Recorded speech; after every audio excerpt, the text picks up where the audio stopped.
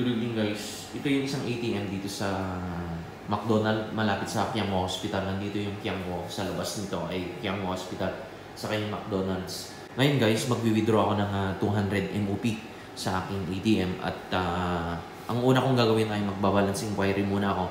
Then magwi-withdraw ako ng 200 MOP. So try na natin mag-withdraw ng 200. So papasok ko yung ATM ko dito as usual. So, kung pwede tayo maka-withdraw ng 200 MOP sa ating ATM na ICBC. Same din yung ATM na dito na ICBC. At nandito na yun. Continue na. Then yung password natin. Pagkatapos guys, ay may mga option dito. Pero cash withdraw ang pipindutin ko dito. Then may tatlong currency dito. Yung Hong Kong, CNY at saka MOP. MOP ang i-withdraw ko dito.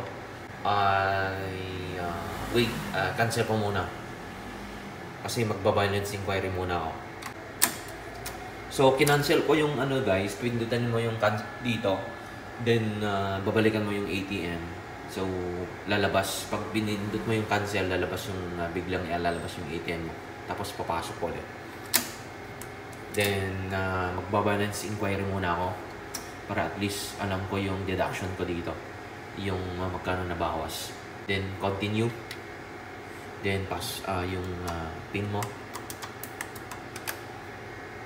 Yan, balance inquiry ako dito. Yan. So, makikita mo ngayon yung balance mo dito. Yan. Ito yung balance ko ngayon. 8414.83. Then, continue natin. Pagkatapos ay pindutin mo tong cash withdrawal. Then, MOP. Then, 200s, meron siyang 100 dito. So, betay tayo maka-withdraw ng 200. Type mo yung 200. Yan. Then, withdraw natin. Enter.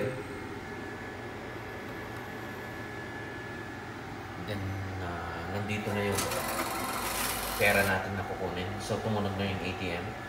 Last option natin ay yung take card. Kunin yung ATM dito. Then, kunin mo yung pera. Ganun lang guys. At pwede mo ka nang kumain dito sa McDonald's dahil kakain ako ng isang hamburger at nagugutom na ako. Yun, hamburger. Nabigyan ko yung McDonald's. Yun ang bibilin ko, yung chicken burger dito sa McDonald's. Tara na guys at subukan natin kumain ng McDonald's. Lalabas na ako dito sa ATM.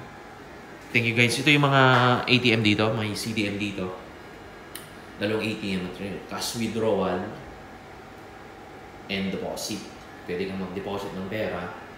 At saka so, tignan natin kung magkano pala nabawas na ating ATM natin.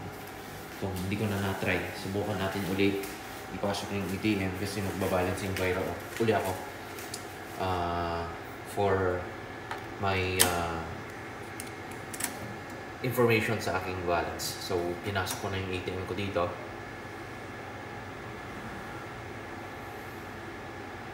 Continue. Password natin. So, magbabalance inquiry lang ako dito. Then, mamaya.